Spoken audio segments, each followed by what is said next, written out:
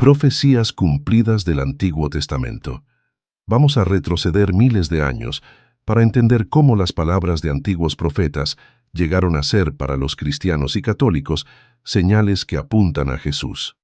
El Antiguo Testamento es el conjunto de libros sagrados escritos antes del nacimiento de Cristo. Estos textos se compusieron durante muchos siglos, entre aproximadamente 1200 y 100 años antes de Cristo, en hebreo, arameo y más tarde, traducidos al griego.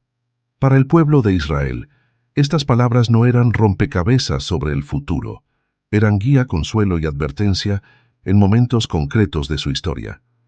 Sin embargo, los primeros cristianos, al vivir la experiencia de Jesús, las releerían y las verían cobrar un significado más profundo. Uno de los puntos clave para entender esto es la Septuaginta. La Septuaginta es una traducción griega del Antiguo Testamento, realizada en los siglos III y II a.C. para las comunidades judías que vivían fuera de Israel y ya no hablaban hebreo con fluidez. Esta traducción es importante porque muchos de los primeros cristianos, incluidos los autores de los Evangelios, la usaron. Cuando vemos que el Evangelio, según Mateo, cita palabras que parecen diferentes de las Biblias hebreas actuales, es porque él estaba usando la Septuaginta. Este detalle muestra que las promesas ya estaban escritas mucho antes de la vida de Jesús. Otro hallazgo crucial son los rollos del Mar Muerto, descubiertos en 1947 en cuevas cerca de Qumrán. Estos manuscritos, copias del Antiguo Testamento y otros escritos judíos, datan de entre el siglo III a.C. y el I después de Cristo. Demuestran que las profecías existían mucho antes y que no fueron alteradas por los cristianos para que coincidieran con Jesús. Ahora vamos a recorrer algunas profecías que, según la fe cristiana, se cumplen en Jesús junto con datos históricos y matices de interpretación. La profecía de Belén está en el libro del profeta Miqueas. Él anunció que de una aldea pequeña llamada Belén saldría un gobernante para Israel. Para los cristianos, el hecho de que Jesús naciera en Belén confirma esa promesa. Los estudiosos señalan que en el contexto original, Miqueas animaba a un pueblo pequeño y oprimido, asegurándoles que Dios usaría lo humilde para grandes cosas. Los primeros discípulos vieron en Belén la señal de que Dios actúa en lo sencillo. Otra promesa es que el Mesías sería descendiente del rey David. El profeta Jeremías habla de un retoño justo del linaje de David que gobernaría con sabiduría y justicia. En la antigüedad, la esperanza de un rey davídico significaba estabilidad y fidelidad de Dios a sus promesas. Los evangelios presentan genealogías que trazan la familia de Jesús hasta David para mostrar esa continuidad. Los judíos del primer siglo sabían que reclamar el linaje de David implicaba autoridad mesiánica. Uno de los textos más citados es de Isaías, que dice que una joven dará a luz a un hijo como señal de Dios. En hebreo, la palabra es alma, que significa joven en edad de casarse. Cuando los traductores de la Septuaginta la vertieron al griego, usaron la palabra partenos, que significa virgen. 2 siglos después, el evangelista Mateo aplicó esa frase al nacimiento de Jesús. Para los cristianos, esto es una confirmación. Para el judaísmo, era originalmente una señal inmediata para el rey Acaz sobre un conflicto de su tiempo. Este ejemplo muestra cómo una frase puede tener un significado inmediato y otro más amplio cuando se relee a la luz de nuevas experiencias. El capítulo 53 de Isaías describe a un siervo sufriente que es despreciado, traspasado y que, por su sufrimiento, trae sanidad a otros. Muchos judíos del tiempo de Isaías veían en este siervo a Israel mismo, un pueblo que sufre y carga con las culpas de las naciones. Los cristianos, especialmente en la iglesia primitiva, vieron en estas palabras un retrato de la pasión de Jesús. Rechazado, herido, pero fuente de salvación. Otro símbolo poderoso está en el profeta Zacarías, quien habla de un rey humilde que entra montado en un asno. Los evangelios narran la entrada de Jesús en Jerusalén montado en un burro, gesto que desafió las expectativas de un Mesías guerrero. También en Zacarías hay una referencia a 30 piezas de plata, el mismo precio que el Evangelio atribuye a la traición de Judas. Los cristianos ven aquí una confirmación directa. Algunos historiadores recuerdan que las monedas y pagos eran detalles comunes en la vida antigua, por lo que la interpretación depende de la fe.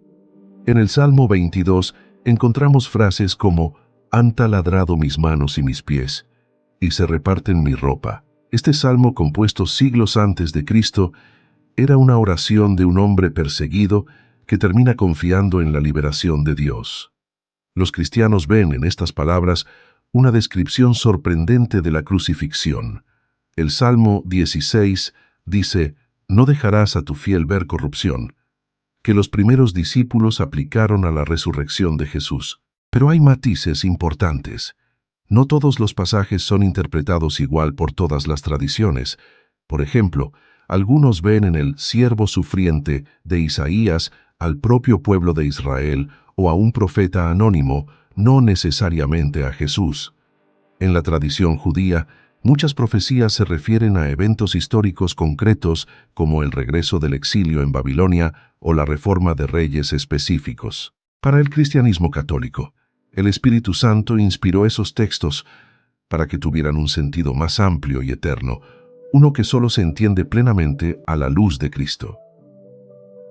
Para comprender cómo se formó esta manera de leer las Escrituras, hay que recordar el ambiente del siglo I. Los judíos esperaban liberación del dominio romano. Algunos grupos imaginaban un líder político o militar. Los discípulos de Jesús, después de su muerte y los que creyeron ver en su resurrección, releyeron los textos antiguos para encontrar en ellos un plan divino. Esta práctica de releer textos sagrados es común en muchas religiones. Los acontecimientos presentes dan un significado más profundo a las palabras antiguas. Los primeros concilios de la Iglesia, siglos más tarde, confirmarían el canon, es decir, la lista de libros considerados inspirados. El concilio de Hipona y el de Cartago en los siglos IV y V, y más tarde el concilio de Trento en el siglo XVI, ratificaron los libros del Antiguo Testamento, incluidos en la Biblia católica, como Tobías Judith o los Macabeos, que no están en algunas Biblias protestantes. Esto muestra que la idea de promesa y cumplimiento no es estática. Ha sido discernida y debatida a lo largo de la historia. Incluso la arqueología moderna aporta matices. Los rollos del Mar Muerto muestran que los textos mesiánicos ya existían mucho antes de Jesús, pero también revelan que había interpretaciones diversas entre los judíos de Qumrán. No todos esperaban al mismo tipo de Mesías. Algunos esperaban a un rey, otros a un sacerdote, otros a un profeta. Esto ayuda a entender por qué Jesús sorprendió incluso a sus propios discípulos. Hoy, para un católico, estas profecías no son acertijos mágicos, sino invitaciones a confiar en que Dios cumple sus promesas, a reconocer el amor y la justicia como señales de su presencia.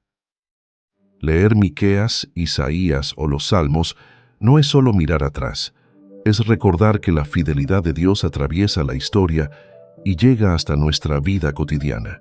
Antes de cerrar, vale la pena mencionar que algunos textos todavía provocan debate. Hay profecías que algunos cristianos leen como cumplidas y otros estudiosos ven de forma diferente. Esto no debilita la fe, sino que la enriquece. Nos recuerda que la Biblia es una conversación viva entre Dios y la humanidad.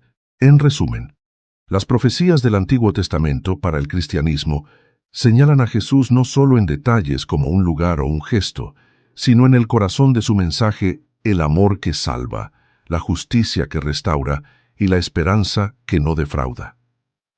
Estas palabras, escritas mucho antes de Belén, siguen hablando hoy. Si este viaje a través de las antiguas promesas y su cumplimiento te ayudó a ver la Biblia con nuevos ojos, apóyanos para que más personas descubran estas maravillas.